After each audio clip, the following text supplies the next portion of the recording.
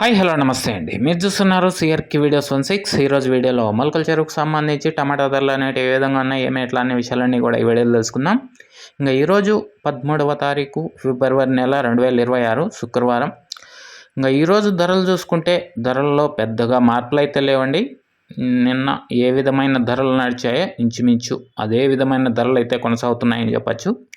ముందుగా సెకండ్ రకం కనుక తీసుకుంటే ఎక్కువగా 130-40 పైనుంచి 150, 160, 170 ఈ విధంగా సెకండ్స్ నడుస్తుంటే, ఫస్ట్ క్వాలిటీలంతా కూడా 180, 190, 200 ఈ విధంగా ధరలు అయితే కొనసాగుతున్నాయండి.